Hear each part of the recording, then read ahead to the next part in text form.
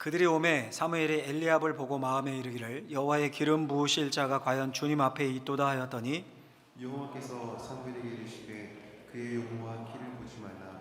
내가 이미 그를 버려놓으라.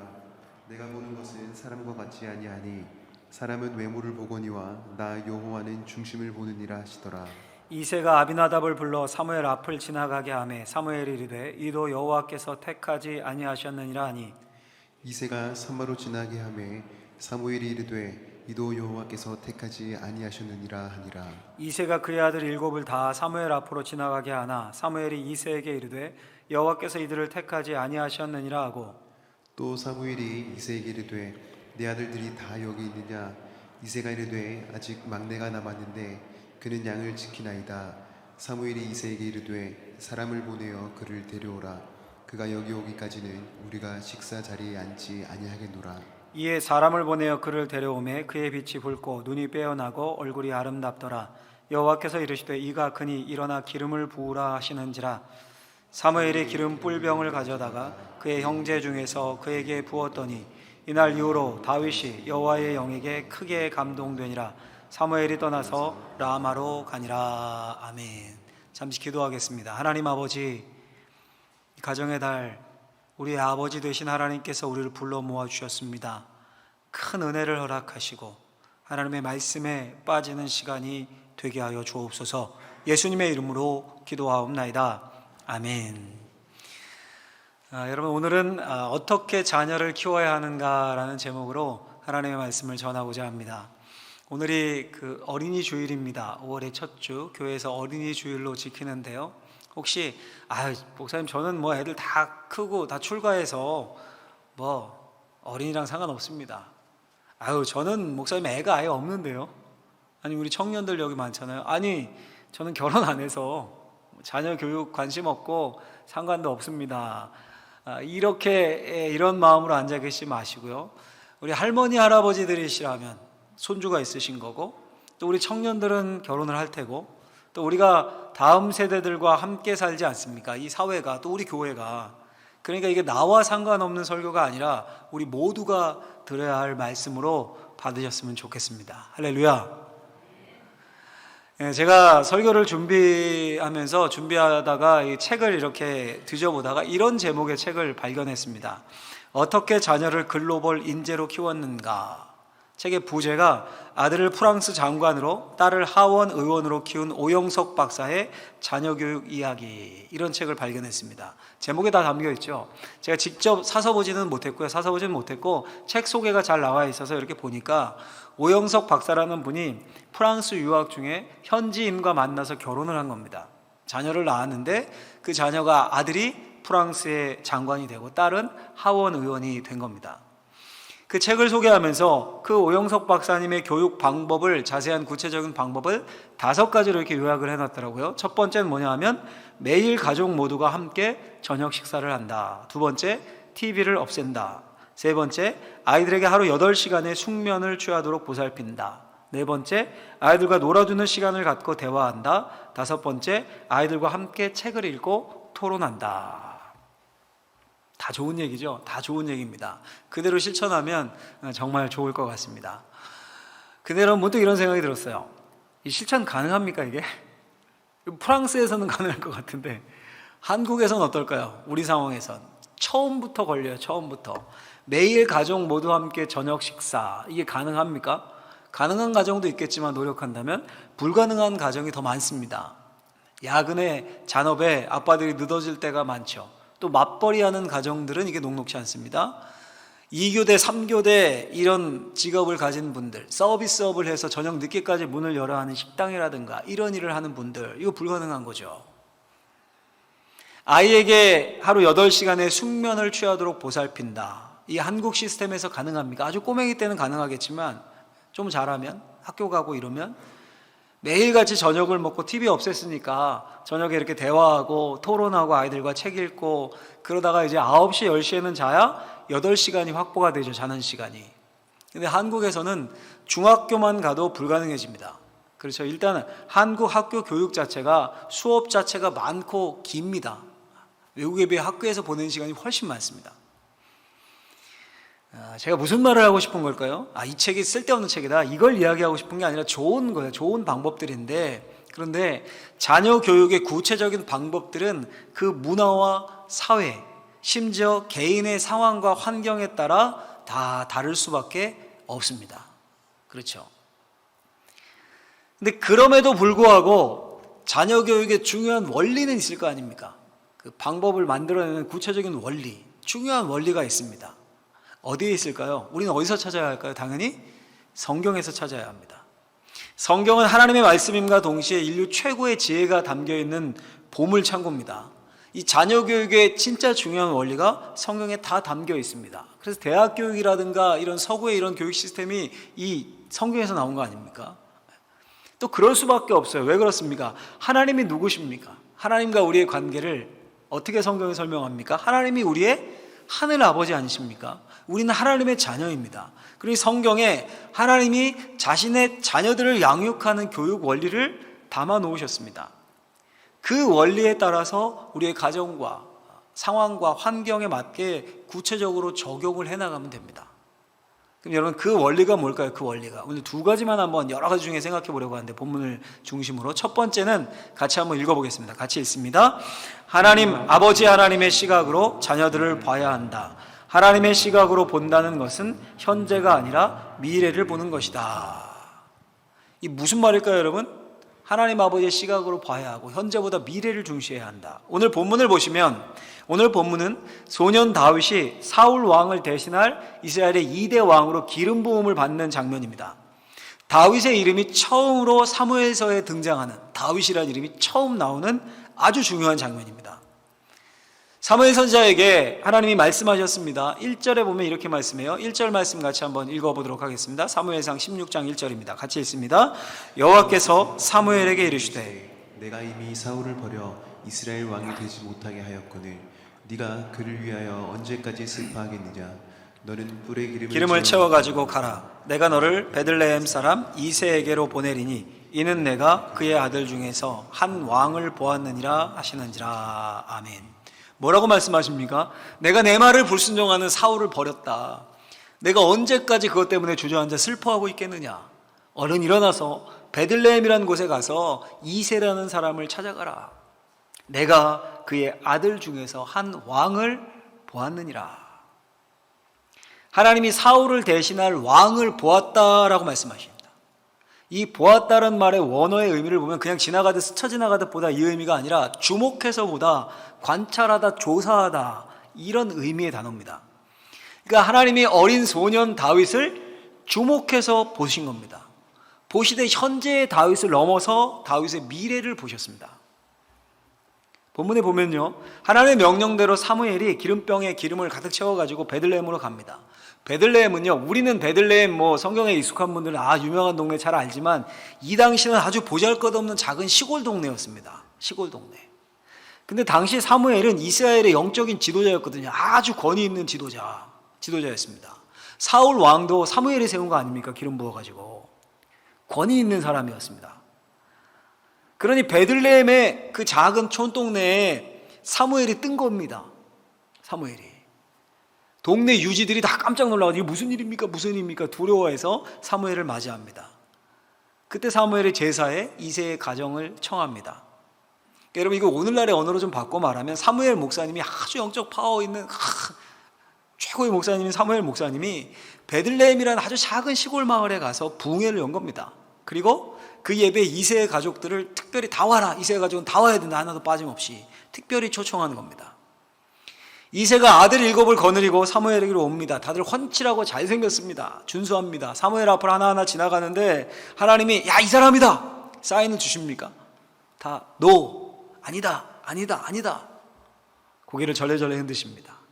아들 7 다 데려온 거 다 지나갔는데도 오케이 사인이 안 떨어집니다. 근데 누가 빠진 겁니까? 우리가 알다시피 다윗이 빠졌습니다. 다윗이. 사무엘이 그 사실을 이새에게 듣고 얼른 빠진 막내 아들 데려오라 라고 말합니다. 다윗이 왔을 때야 하나님의 오케이 사인이 떨어집니다. 이가 그니 일어나 기름을 부으라. 자, 여러분, 그런데 그럼 다윗은 가족과 함께 그 제사 예배에 안 오고 뭘 하고 있었을까요? 우리 16장 11절에 보면 나와요. 11절 말씀 한번 읽어보겠습니다. 또 사무엘이 이새에게 이르되 내 아들들이 다 여기 있느냐? 이새가 이르되 아직 막내가 남았는데 그는 양을 지키나이다. 사무엘이 이새에게 이르되 사람을 보내어 그를 데려오라. 그가 여기 오기까지는 우리가 식사 자리에 앉지 아니하겠노나. 아멘. 그는 다윗이죠. 양을 지키나이다. 다윗은 가족과 동행하지 않고 양을 지키고 있었습니다. 당시에로는 양을 지키는 일은 가장 천하고 비천한 자가 하는 일입니다. 종들이나 하는. 근데 막내에게 그 일을 시킨 겁니다. 그러니 하나님이 언제 소년 다윗을 보신 겁니까? 가장 천한 일로 여겨지는 양을 칠 때 보신 겁니다. 다윗이 여러분 골리앗을 물리치고 유명해졌을 때 하나님이 다윗을 보신 게 아닙니다. 왕의 의자에 앉아서 왕관 쓰고 결제서 위에 사인하고 이럴 때 보신 게 아닙니다. 저 베들레헴 시골 한 가정의 8번째 막내 아들로 태어나서 집안의 가장 허드렛 일인 양을 치러 광야의 풀을 찾아 여기저기 떠돌고 있을 때 그때 하나님이 다윗을 보시고 주목하셨습니다. 그 여러분 하나님은 다윗의 미래를 보신 겁니다. 미래를. 지금은 팔형제 중에 막둥입니다. 광야에서 양이나 치고 있고 여기저기 떠도는 목동입니다. 근데 그 소년 다윗을 하나님은 왕으로 보셨습니다. 내가 그의 아들 중에서 한 왕을 보았느니라. 여러분 이것이 성경에 나오는 일관된 하나님의 시각입니다. 하나님의 시각. 이번 주 우리 계속 출애굽기를 본문으로 큐티를 묵상하고 새벽 기도를 하고 있는데요. 출애굽기 12장에 보면 이런 표현이 나옵니다. 출애굽기 12장 41절 말씀 한번 읽어보겠습니다. 430년이 끝나는 그날에 여호와의 군대가 다 애굽 땅에서 나왔은즉. 아멘. 하나님이 출애굽 막 한 그 이스라엘 백성을 뭐라고 부르십니까? 여호와의 군대다. 근데 한번 생각해 보십시오. 노예지 않습니까? 노예. 건축 현장에 동원돼 가지고요 강제 노동으로 막 벽돌 찍어내는 게 일인 사람들이었습니다. 그 세월이 430년입니다. 무슨 뭐 하나님의 군대입니까 그들이? 노예들 오합지졸들이죠. 근데 하나님은 그 이스라엘 백성들을 뭐라고 부르십니까? 여호와의 군대다. 내 군대다. 이렇게 부르십니다. 뭘 보고 계신 겁니까? 그들의 미래를 보고 계시는 거예요. 그들의 미래를. 노예가 아니라 하나님의 군대로 대하고 계신 거예요. 그들을. 한 예를 더 들면요. 사사기에 보면 기드온이라는 이름의 사사가 나옵니다. 기드온. 미디안이라는 나라가 이스라엘을 자꾸 침략해서 괴롭힐 때요. 무슨 추수 때 곡식만 이렇게 저장해 놓고 하면 와가지고 싹 뺏어가는 겁니다. 그걸. 힘이 없었어요 이스라엘이. 근데 기드온이 그 빼앗길까 봐 무서워서 곡식을 이걸 탈곡을 하는데 넓은 마당에서 해야 될 거 아닙니까? 쫙 펴놓고. 그렇죠? 그런데 그게 무서워서 미디안이 빼앗아 갈까 봐 좁은 포도주 술툴 짜는 포도 밟는 그 술툴 그 좁은 곳에 숨어가지고 막 이렇게 타작을 하고 있는 거예요. 안 뺏기려고. 그 쫄보 기드온에게 그때 하나님이 나타나셔요. 그래서 뭐라고 말씀하십니까? 이렇게 말씀하세요. 사사기 6장 12절 보면 같이 한번 읽겠습니다. 여호와의 사자가 기드온에게 나타나 이르되 큰 용사여 여호와께서 너와 함께 계시도다. 큰 용사여. 하나님은 쫄보 기드온을 큰 용사여라고 부르십니다. 이게 하나님의 시각입니다, 여러분. 용맹한 사사 기드온을 보신 거예요. 이미 그 술툴에서 쫄아서 이러고 있는 상황에서. 자, 여러분 그렇다면 우리가 우리 자녀들을 어떻게 봐야 하겠습니까? 성경은 분명하게 우리에게 말해줍니다. 보라, 자식들은 여호와의 기업이요 태의 열매는 그의 상급이로다. 자녀가 하나님의 기업, 하나님의 선물입니다. 그럼 우리가 그 자녀들을 현재만 보고 판단하지 말고 그 자녀 속에 숨겨두신 하나님의 미래를 봐야 하는 겁니다. 지금 좀 공부 못하는 것 같고 지금 좀 두각을 나타나는 것 같이 못해도 두각을 나타나지 못하는 것 같아도 부모라면 하나님의 시각으로 자녀들을 보고 대해야 되는 겁니다. 그 아이의 미래를 생각해야 되는 겁니다. 미래를 위해 기도해 줘야 되고. 이번 주에 여러분 고 이건희 삼성 회장님의 그 유산 분배 이것 때문에 계속 일주일 동안 신문에 나곤 하던데 고 이건희 회장님 다음으로 우리나라의 부자가 바이오 업계의 셀트리온이라는 회사의 서정진 회장님이라고 합니다. 작년 통계 기준으로 작년 자산 규모가 12조라고 하더라고요. 12조. 근데 이분이 연탄 가게 아들로 태어났대요. 그래서 굉장히 어려운 시절을 보내셨다고 합니다. 중학교 때까지 연탄 배달을 하시고 등록금이 없어서 고등학교 1학년을 늦추고 못 들어가고 돈이 없어서 대학도 운전을 하면서 벌어서 다니고, 여러분 그 어릴 적에 연탄 배달을 한 서정진이 지금의 서정진이 될 것을 상상이나 했겠습니까? 이런 예 수도 없이 많죠. 현대그룹의 창업자 고 정주영 회장님도 그렇고, 지금 카카오 아시죠? 카카오톡으로 유명한 카카오의 김범수 의장도 그렇고 다 흑수저였습니다. 근데 그들도 어린이 정주영, 어린이 김범수, 어린이 서정진 다 어린 시절이 있었겠죠. 누군가의 자녀였을 테고 그들의 미래를 그때 상상이나 했겠습니까? 여러분 당장 성경만 하더라도 다윗의 아버지 이새가 목동인 막내 다윗이 위대한 이스라엘의 왕이 될 것을 상상이나 했겠습니까? 상상이나. 메시아의 모형이 될 걸 상상이나 했겠냐고요? 그런데 왕이 됐습니다. 하나님은 목동 다윗에게서 이스라엘의 왕을 보셨습니다. 물론 다윗을 하나님이 걸맞게 왕으로 훈련시켜 가셨습니다. 그러나 분명히 그 어린 다윗에게서 하나님은 이스라엘의 왕을 보셨습니다. 제가 설교를 작성하다가요, 예전에 읽었던 문득 이 시가 떠올랐습니다. 이 구절이 참 인상적이었던, 너에게 묻는다, 안도현 씨의 시인데요. 연탄재 함부로 차지 마라. 너는 누구에게 한 번이라도 뜨거운 사람이었느냐. 이 뒤가 여러 내용이 있는데 이 앞에만 기억이 나더라고요. 이 앞부분만. 제가 이 앞부분이 생각났어요. 물론 이제 시인이 이 시를, 이 구절을 쓴 의도와는 다르지만 생각난 이유가 이런 생각이 들었기 때문이에요. 야, 요즘 시대가 우리가 자녀들 연탄재 그냥 아무렇지도 않게 차버리듯이 차버리는 시대 같지 않은가, 이런 생각이 들었기 때문입니다. 2019년 조사에 따르면 아동학대의 75.6%가 부모에 의한 것이라고 해요. 부모 중에서도 언뜻 생각하기에는 양부모나 뭐 입양한 자녀들 이럴 것 같은데 그게 아니라 그 학대의 친부모의 비율이 95.7%라고 합니다. 거의 전부인 거죠. 놀랍지 않으십니까? 부모인데. 내 아이를 하나님의 시각으로, 미래의 다윗으로, 미래의 정주영으로, 미래의 서정진 김범수로 본다면 어떻게 그렇게 하겠습니까, 여러분? 연탄재도 함부로 차지 말라고 하는데 아이들을 함부로 대하는 겁니다.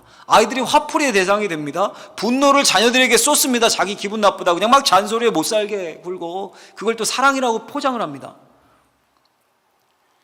우리 다음 세대도 마찬가지예요. 우리 품 안에 있는 우리 교회의 다음 세대들, 입으로는 다음 세대 얘기하는데 온갖 안 좋은 거 막 쓰다 남은 거 다 교육부서로 가고, 막 방석 찢어지고 의자 부서지고 이거 다 교육부서 몫이고, 어른들은 좋은 거 딱 하고. 여러분 이 말이 제가 아이들 그냥 오냐 무조건 다 들어주고 잘해줘야 된다 그런 의미가 아닙니다. 엄할 때는 엄해야죠. 가르쳐야 될 건 가르쳐야 되고. 근데 기본적인 시선, 우리의 자녀를 선물로 여기고 그 자녀를 하나님의 마음, 하나님의 시각으로 봐야 되는 겁니다. 뭐 내 인생 너 때문에 망쳤어. 내가 애 키우다 세월 다 보내고 이 버러지 같은 녀석 공부도 못하는 게 커서 뭐 될래, 나가 죽어라 이런 막 저주의 말들 막 쏟아붓고, 자녀를 인격이 아니라 막 품 안에 내가 다 컨트롤할 수 있는 것처럼, 때로는 그렇기 때문에 연탄재 차듯이 막 기분 내키는 대로 대한다면 그 가정, 그 가문의 미래는 매우 어둡습니다. 그런 교회라면 그 교회의 미래도 어둡습니다. 그리고 결국 그 저주가 자기에게 부메랑이 돼서 돌아오는 겁니다. 왜냐하면 하나님은 심는 대로 거두게 하신 분이시기 때문에. 여러분 우리의 자녀, 우리의 손주, 혹은 우리 교회의 다음 세대들을 하나님이 우리에게 주신 겁니다. 맡기신 거예요. 맡기신 겁니다. 다시 찾아가실 거예요. 하나님의 눈으로 그들을 보고 사랑하고 잘 양육하라고 맡겨주시는 거예요. 그러니까 현재 내 자녀가 아무리 내 마음에 안 들고 부족해도 하나님이 어떻게 그 사람을, 그 아이를 쓰실지 모릅니다. 어떤 아이는 어릴 때 반짝하는 것 같아요. 막 영재로 막. 어떤 아이들은 중학교 때, 어떤 아이들은 고등학교 때, 심지어 어떤 친구들은 남자라면 군대 갔다 와서, 그렇죠? 대학 다 졸업하고, 어떤 분들은 결혼해서 철들고 확 꽃을 피우는 사람들도 있어요. 그러니까 부모 된 우리, 할머니, 할아버지 된 우리라면 꿈을 꾸셔야 되는 거예요. 그리고 꼭 기도하셔야 합니다. 어떻게 기도하면 좋을까요? 하나님, 내 때보다 내 자녀 때, 내 손주 때 더 복받는 가정, 가문이 되게 해주십시오. 내 간절한 소원입니다. 하나님, 우리 교회가 내가 몸담고 평생 여기서 신앙생활하다가 이제 하나님 앞에 갈 건데 우리 교회가 지금보다 앞으로 10년, 20년, 30년 후가 더 멋있고 아름답고 하나님 뜻에 합한 교회가 되게 해 주십시오. 이렇게 기도하셔야 돼요. 이렇게. 늘 그렇게 기도하셨으면 좋겠습니다. 바라건대 저와 여러분들의 가정에서 목동 다윗이 왕으로 자라는 놀라운 축복이 있기를 예수님의 이름으로 축원합니다. 축원합니다. 두 번째로요, 한 가지만 더 자녀교육의 원리를 성경을 통해 보겠습니다. 같이 한번 읽겠습니다. 부모 중 누구라도 자녀들에게 신앙을 전수해야 한다. 무슨 말일까요, 여러분? 부모 중 누구라도 자녀들에게 신앙을 전수해야 한다. 제가 오늘 본문을 묵상하면서 이런 질문이 들었습니다. 하나님이 분명히 이새의 아들에게서 내가 한 왕을 보았다라고 말씀을 하셨습니다. 그래서 초청받은 이새의 첫째 아들이 예배에 나와요. 나와서 사무엘 앞을 지나갑니다. 아주 잘생기고 훤칠합니다. 준수합니다. 사무엘이 속으로 생각해. 와, 야, 하나님 말씀이 맞네. 과연 기름 부음 받을 만한 자네. 좋네. 사무엘이 속으로 생각하자 하나님이 즉시 뭐라고 하십니까? No! 아니다. 저 친구 아니다. 그러면서 이렇게 말씀하십니다. 7절 말씀을 보면 오늘 본문에 7절 말씀을 같이 한번 읽어보겠습니다. 사무엘상 16장 7절입니다. 여호와께서 사무엘에게 이르시되 그의 용모와 키를 보지 말라. 내가 이미 그를 버렸노라. 내가 보는 것은 사람과 같이 아니하니 사람은 외모를 보거니와 나 여호와는 중심을 보느니라 하시더라. 아멘. 뭐라고 하십니까? 우리 잘 아는 말씀이죠. 사람은 외모를 보거니와 나 여호와는 중심을 보느니라. 그러니까 이 말을 여러분 바꾸어 말하면, 이 문맥상 적용하면 하나님이 다윗에 뭘 보셨다는 겁니까? 중심을 보셨다는 거예요. 중심을. 그렇죠. 또 사도행전에 보면 이런 표현이 나옵니다. 다윗을 가리켜 이렇게 말해요. 내가 이새의 아들 다윗을 만나니 내 마음에 맞는 사람이라. 이 무슨 말입니까? 다윗을 만날 때부터요. 만날 때부터 다윗이 하나님의 마음에 들었다는 겁니다. 그 다윗이 막 엉망진창이고, 이런 표현 죄송하지만 개차반이고 막 이랬는데 하나님이 택하셔서 왕으로 훈련시키신 게 아니라 이미 하나님이 다윗의 중심에서 왕의 자질을 받고 만났을 때부터 다윗이 하나님의 마음에 들었습니다. 그 다윗을 하나님이 주목해서 찾으신 겁니다. 그럼 질문이 생기지 않습니까? 과연 하나님이 다윗의 중심에서 뭘 보셨을까? 뭘 보신 것일까? 재력을 보신 걸까? 능력이요? 지력이요? 체력이요? 이런 건 보신 걸까? 이런 걸? 당연히 그 중심에 뭘 보셨겠습니까? 믿음을 보신 거예요. 그 중심에 신앙을, 믿음을. 자, 그러면요, 과연 그 다윗의 믿음이 어디서 왔을까요? 어디서? 어떻게 소년 다윗이 하나님을 알고 하나님의 마음에 합한 신앙을 갖게 되었을까요? 어떻게? 한번 본문을 보시면요, 사무엘이 이새 가정을 예배에 초청을 했습니다.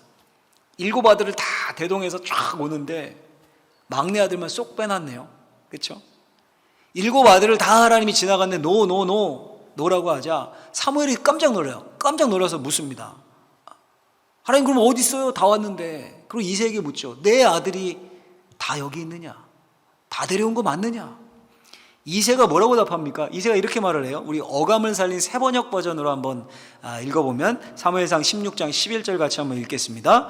막내가 남아 있기는 합니다만 지금 양떼를 치러 나가고 없습니다. 아멘. 어감이 어떻게 느껴지십니까? 막내가 남아 있기는 합니다만, 시큰둥하죠, 좀 느낌이. 양을 지켜야 해서 올 수 없다고 합니다.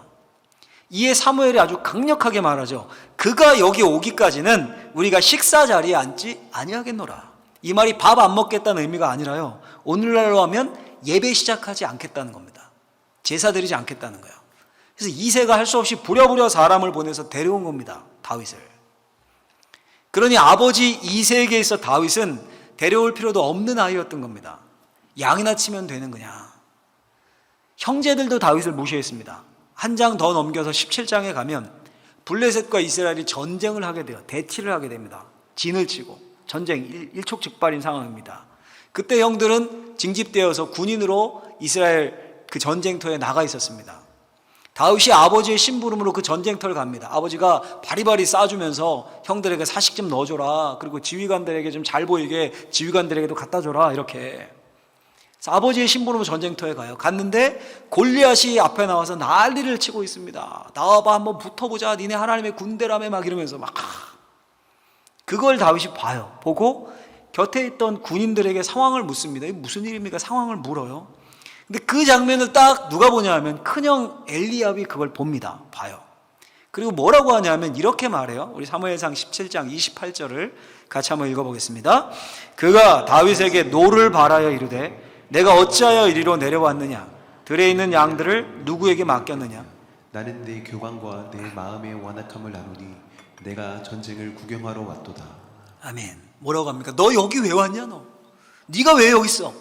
야, 양이나 치지 이 교만한 녀석아. 내가 전쟁을 구경하러 왔냐 이놈아. 야, 여러분 이렇게 말할 수 있습니까?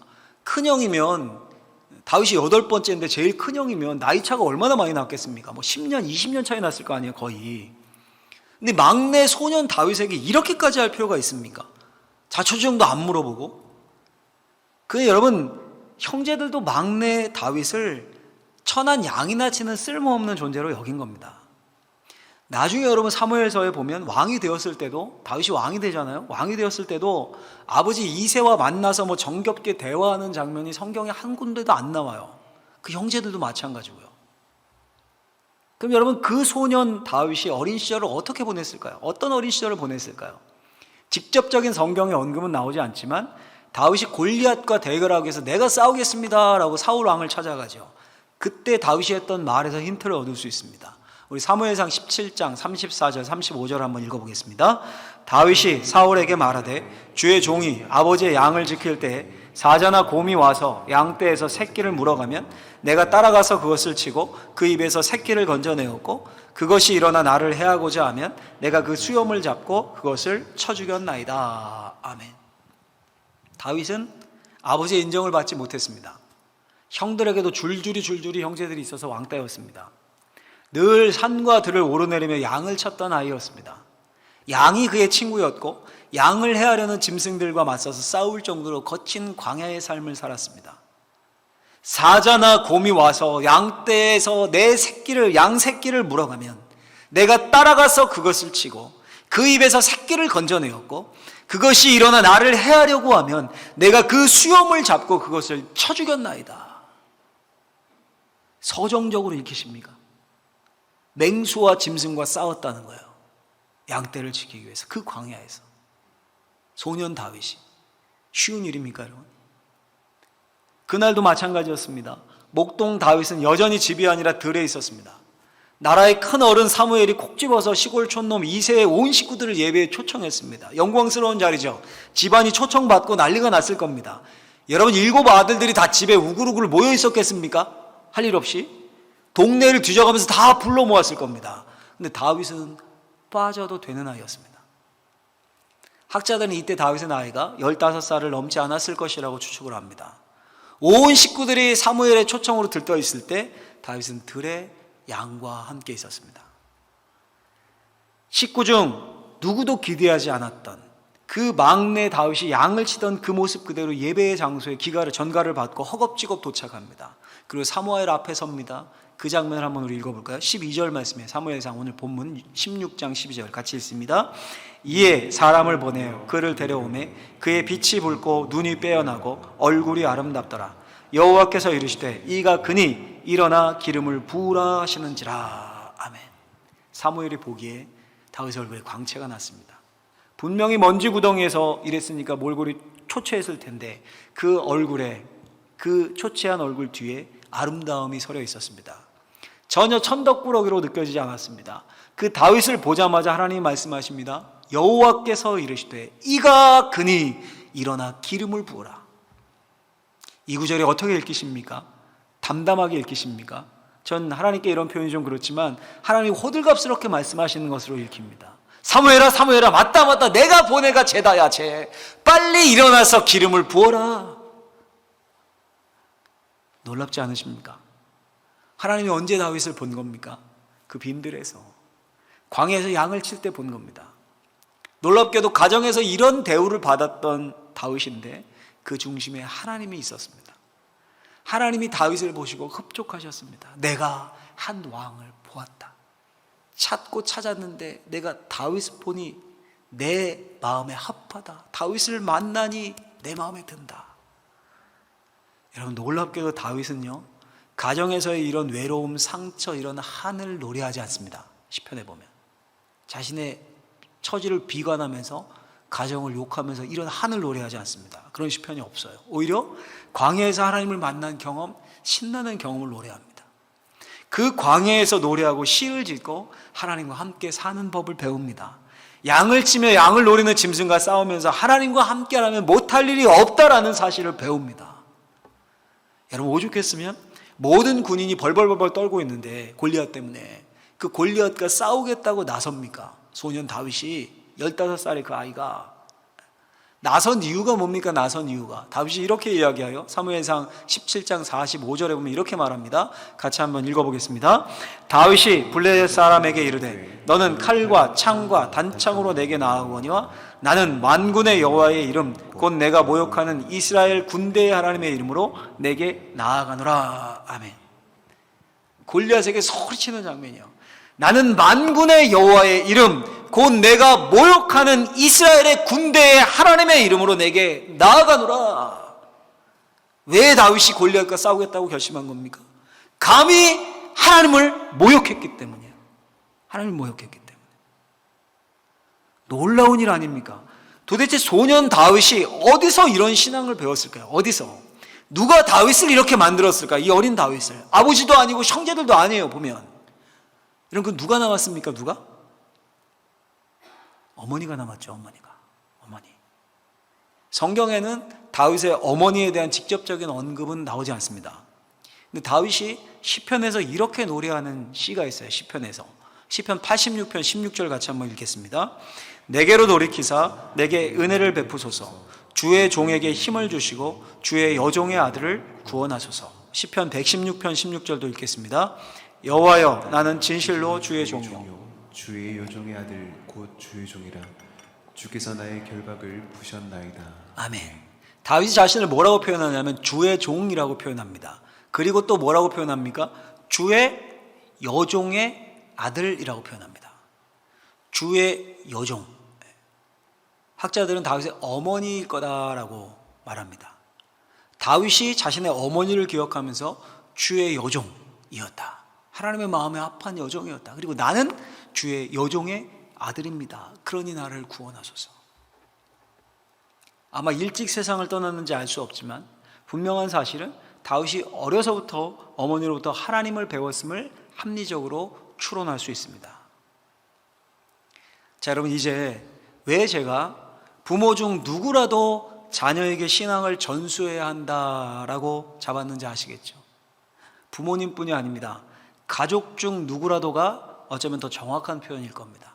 가족 중 누구라도, 그 형제일지라도, 할아버지 할머니일지라도, 가족 중 누구라도. 여러분 아시는 대로 중세 기독교의 가장 위대한 성인을 꼽으라면 1순위가 어거스틴이라는 사람입니다. 어거스틴 들어보셨죠? 성 어거스틴. 어거스틴이 어떻게 어거스틴이 되었습니까? 어머니 모니카의 신앙과 기도 때문이었습니다. 방탕하고 페루나였죠. 어머니 모니카의 신앙과 기도가 어거스틴을 어거스틴 되게 했습니다. 아버지는 신앙이 별로 없었다 그래요. 아버지는 모니카 한 사람의 신앙이 어거스틴을 만든 겁니다. 왜 미국인이 가장 존경하는 대통령 누굽니까? 링컨이죠. 우리도 잘 아는 에이브라함 링컨. 심지어 트럼프 대통령도 그 자신만만한 그분도 난 링컨만은 존경한다 이런 분이 에이브라함 링컨이에요. 근데 링컨의 전기 작가가 링컨 전기를 쓰면서 이렇게 썼습니다. 하나님께서는 링컨에게 위대한 사람이 될 만한 조건은 한 가지도 주시지 않으셨다. 다만 그에게 가난과 훌륭한 신앙의 어머니만을 주셨을 뿐이다. 마지막 세상을 떠나면서 그 어머니가 어린 링컨의 손을 잡고 이런 유언을 남긴 것으로 유명하죠. 링컨의 손을 잡고 어머니가 이렇게 유언을 하고 죽었어요. 사랑하는 에이브야. 에이브는 이제 링컨의 애칭입니다. 사랑하는 에이브야.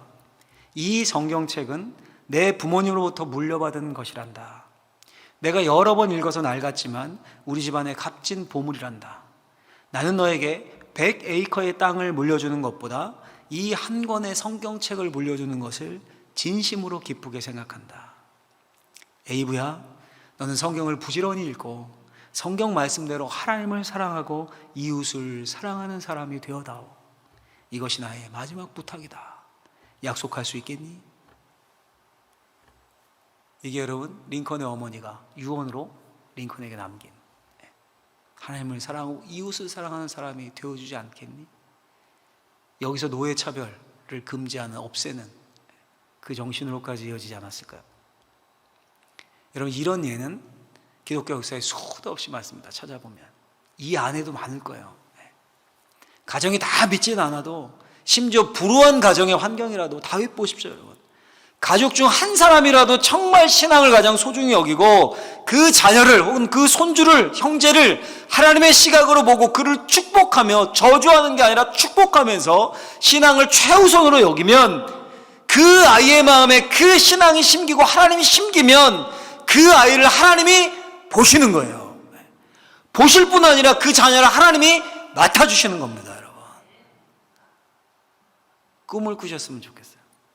늘 비관만 하고 계십니까? 혹시 형편을 보시면서, 내 사정을 보시면서 그렇게 하지 마시고, 우리 가정에 다윗이 자라날 수 있다라는 소망으로 자녀를, 손주를, 우리에게 맡겨진 우리 교회의 다음 세대들을 하나님의 시각으로 보고 믿음과 소망과 사랑으로 양육해낼 수 있는 저와 여러분들이 되시길, 그래서 우리 시대보다, 우리 세대보다 우리의 다음 세대가 훨씬 더 하나님께 놀랍게 사용되고 큰 축복을 받는 그런 가정 다 되시기를 예수님의 이름으로 간절히 축원합니다.